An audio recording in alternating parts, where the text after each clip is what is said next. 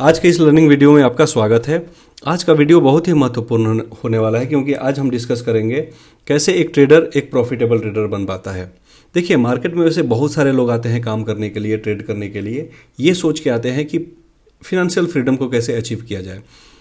लेकिन 98 to 99% लोग fail हो जाते हैं ऐसा करने में। सिर्फ 1 से 2% ही लोग होते हैं जो कि अपने इनिशियल स्टेज में ये रियलाइज़ कर लेते हैं कि बिना राइट प्रोसेस को फॉलो किए हुए, बिना राइट नॉलेज के मार्केट में सर्वाइव करना, प्रॉफिट बनाना बहुत ही मुश्किल है।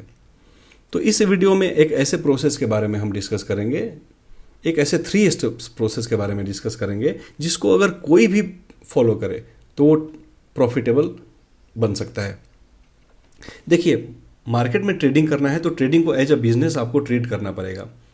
तो एज अ बिजनेस अगर आप इसको ट्रीट करेंगे तो मार्केट का right knowledge, right skill set होना आपके पास बहुत जरूरी हो जाता है। बिजनेस को रन करने के लिए बिजनेस का नॉलेज होना जरूरी है, तो मार्केट का क्यों नहीं।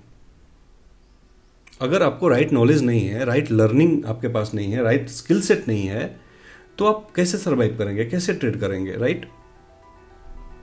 तो सबसे पहले ये फोकस कीजिए कि कैसे हम राइट नॉलेज लें ट्रेडिंग करने से पहले। वैसे तो आपको बहुत सारे लोग कहते हुए मिल जाएंगे कि खुद से सीखो, मार्केट सबसे बड़ा टीचर है। इससे बड़ा फ्रॉड मुझे कुछ लगता ही नहीं है। स्कैम है जिसमें आपको फंसाया जाता है कि आप ट्रेड करते रहें, बिना नॉलेज का ट्रेड करते रहें और अपने पैसे मार्केट को देते रहें। इससे क्या होगा, देखिए, खुद से सीखने जाएंगे तो कम से कम 2-3 साल तो आप मार्केट को देंगे, तो उसके नुकसान क्या है मैं बताता हूं आपको। देखिए, सबसे पहले कि आपका टाइम लॉस होगा। 2-3 साल आप मार्केट को खुद से सीखने के चक्कर में 2-3 साल ऐसे निकल जाएगा जिससे आपको पता ही नहीं चलेगा कि आपने 2-3 साल दे दिए और आपके पास नॉलेज के नाम पे कुछ भी नहीं है। आपको पता ही नहीं है कि सही चीज आपने जो सीखा है वो सही है कि गलत है।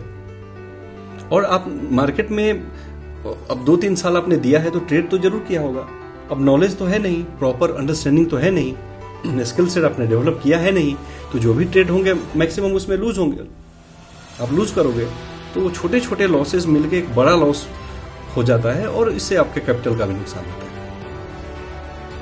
तो देखिए, आपका टाइम लॉस हुआ, कैपिटल लॉस हुआ, और जब कैपिटल लॉस होता है तो फिर आदमी के अंदर डिप्रेशन आ जाता है। डिप्रेशन आता है, उसका कॉन्फिडेंस लेवल नीचे हो जाता है, फाइनली उसको मेंटल हेल्थ का इशू आ जाता है, उसको बिलीफ सिस्टम उसका कमजोर पड़ जाता है। तो सेल्फ लर्निंग के ये सब यानी कि डिसएडवांटेजेस हैं। आप सेल्फ लर्निंग के चक्कर में बहुत कुछ गंवा देते हो। जितना पैसा आप मार्केट में सेल्फ लर्निंग के चक्कर में मार्केट में लूज कर देते हो, उसके 10वें हिस्से, उसके जस्ट 1 और 2% का इन्वेस्टमेंट करके आप एक अच्छा ट्रेनिंग ले सकते हो, अच्छा नॉलेज ले सकते हो। देखिए, अपने स्किल सेट पे इन्वेस्ट करना बहुत सबसे बड़ा इन्वेस्टमेंट है, सबसे बेस्ट इन्वेस्टमेंट होता है। तो ट्रैप में मत फंसिए, लोगों के बातों में के चक्कर में मत फंसिए। मार्केट में ट्रेडिंग करने से पहले प्रॉपर लर्निंग कीजिए, फिर मार्केट में आइए। चलिए, दूसरा स्टेप क्या है? तो दूसरा स्टेप है रिस्क मैनेजमेंट। अब देखिए, मार्केट में मैं मान लेता हूं कि आपके पास प्रॉपर लर्निंग है, प्रॉपर सेटअप है, प्रॉपर अपने सिस्टम प्रॉपर आपने सीख लिया है। मार्केट ने अपने को अच्छे तरीके से अपने नॉलेज ले लिया, अच्छे तरीके से सीख लिया है, ट्रेडिंग कैसे करते हैं, ट्रेडिंग की बारीकियों को, टेक्निकल्स को आपने लर्न कर लिया है। अब आपके पास एक सिस्टम है, सेटअप है।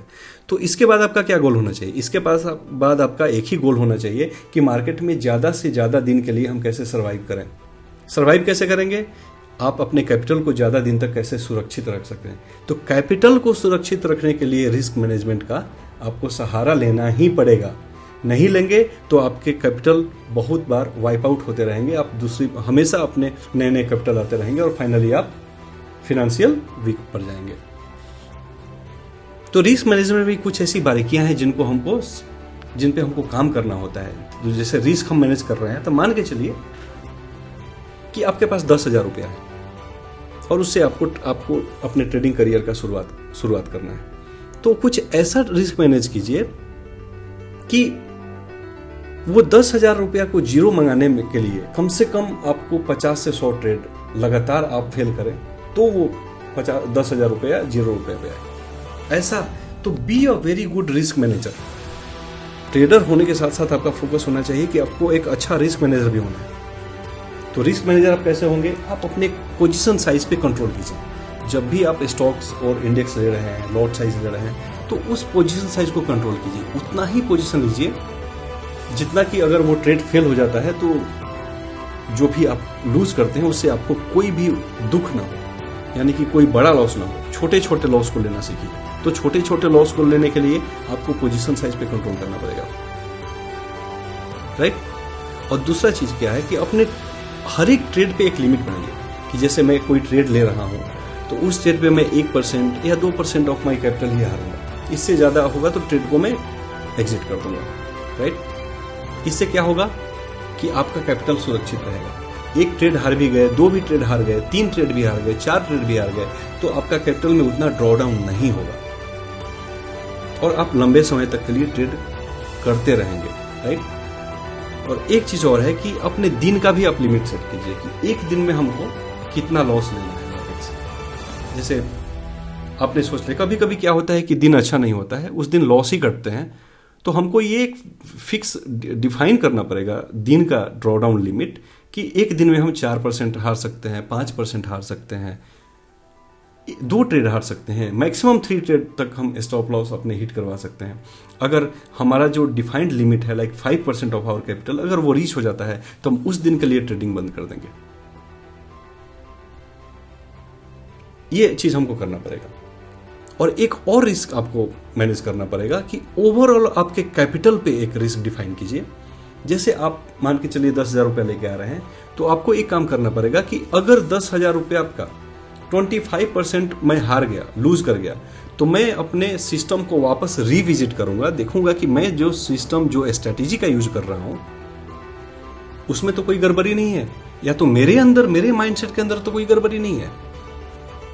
तो अगर ऐसा कोई गड़बड़ी है, कोई इशू है, तो उसको पहले हम फिक्स करेंगे। थोड़ा दिन के लिए मार्केट से आप रेस्ट लीजिए, उस इशू को फिक्स कीजिए, फिर उसको प्रैक्टिस कीजिए, फिर से वापस मार्केट में आइए और फिर से ट्रेड कीजिए। तो ये एक अच्छा रिस्क मैनेजमेंट होता है।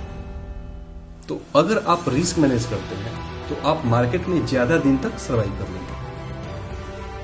ओके, तो चलिए यहां तक तो ठीक है। आप मार्केट में राइट लर्निंग ले लिए, मार्केट में आपने एक अच्छा रिस्क मैनेज करना सीख गए, तो इससे ये होगा कि मार्केट में आप लंबे टाइम के लिए सर्वाइव कर लेंगे। लेकिन हम मार्केट में सिर्फ सर्वाइव करने के लिए तो नहीं आया ना, हम मार्केट में आए हैं कि अपने कैपिटल को ग्रो कैसे कर सके, प्रॉफिट को कैसे निकाल सके, राइट। हम ग्रो कैसे कर पाए, तो उसके लिए जो थर्ड स्टेप है वो बहुत इंपॉर्टेंट है, जिसको हम बोलते हैं एग्जिट मैनेजमेंट। अब एग्जिट मैनेजमेंट में क्या होता है, देखिए जितने भी लॉसेस होते हैं, जितने भी 98 to 99% पब्लिक इसी फेज में आके फंस जाती है।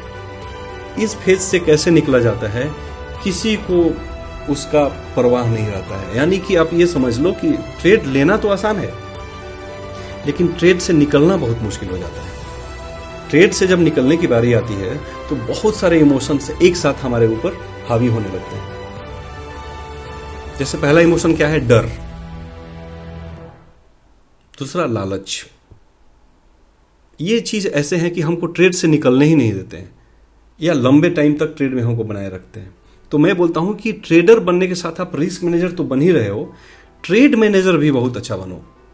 आपको एक बार आप ट्रेड ले लिए तो उस ट्रेड का मैनेजमेंट भी करने आना चाहिए, राइट।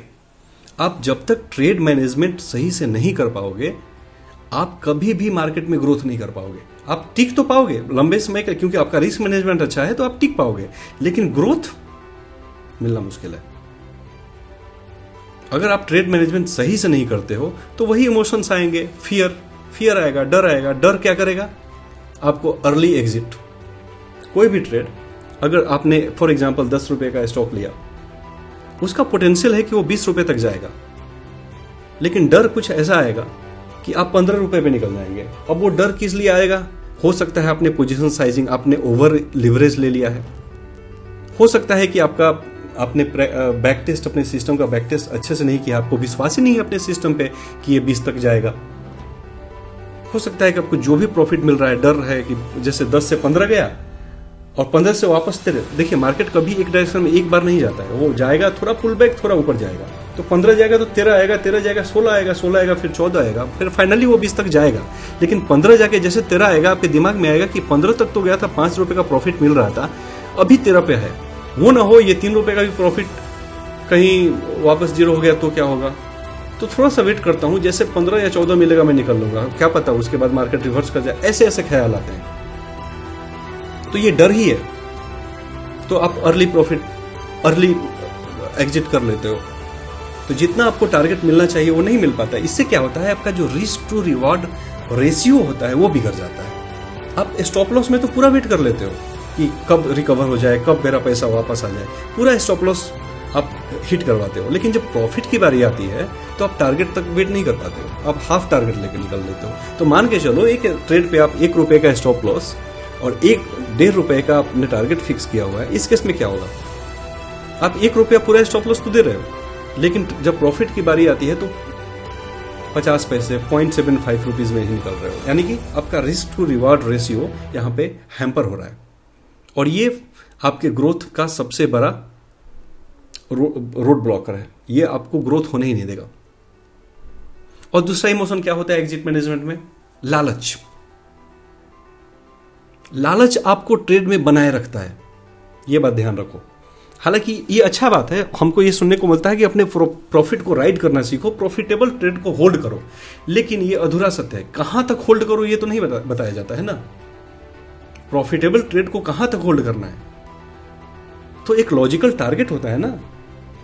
अब देखिए, होता यूं है कि जैसे 10 रुपए का स्टॉक हमने लिया, उसका लॉजिकल टारगेट 20 रुपए पे है, चलो वो 20 रुपए तक हमने होल्ड किया।